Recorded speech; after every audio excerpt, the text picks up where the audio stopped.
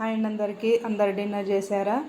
మేము చేస్తున్నాను. మేము కాదు, నేను ఒక్కదాన్నే చేస్తున్నాను. పిల్లలు స్కూల్ నుండి వచ్చిన తర్వాత వాళ్ళు పచ్చడితోటి తిన్నారు. ఇప్పుడైతే సొరకాయ పప్పు అయితే డిన్నర్ టైంలో ఉన్నాను. సొరకాయ పప్పు కూర ఫుల్ వీడియో పెట్టాను చూడండి, మీద లింక్ ఇస్తాను. సొరకాయ పొట్టు పడేయకుండా ఎగ్ వేసి ఫ్రై చేసుకొని తింటే సూపర్ ఉంటుంది. ఫ్రిడ్జ్లో పెట్టుకొని 2-3 రోజుల వరకు అయితే ఫ్రెష్గా ఉంటుంది. ఆ తర్వాత సొరకాయతో మైసూర్ పప్పు వేసి అయితే పప్పు వేసి చేశాను. సూపర్ టేస్ట్ ఉన్నది పచ్చిమిర్చి కారంతో. ఈ పచ్చిమిర్చి కారం వేసి వండితే సూపర్ టేస్ట్ ఉన్నది. ఇల్లంతా గుమగుమలాడుతుంది వాసన. అందుకే నాకు అన్నం వేడి అన్నం వేడి కూర కాగానే తింటున్నాను. పిల్లలని అడిగితే వాళ్ళు తర్వాత తింటామని అన్నారు. అందుకే నాకు ఆకలేసింది. కడుపులో ఎలుకలు మెలకలు తిరుగుతున్నాయి. అందుకనే తింటున్నాను. మీరు తిన్నారా? ఏమేమి కర్రీస్ వండుకున్నారు కామెంట్ చేయండి. ఈ వీడియో మీద లింక్ ఇస్తాను, చూసి నచ్చితే లైక్ చేయండి, సబ్స్క్రైబ్ చేసుకోండి, సపోర్ట్ చేయండి ఫ్రెండ్స్. సొరకాయ పప్పు కూర అయితే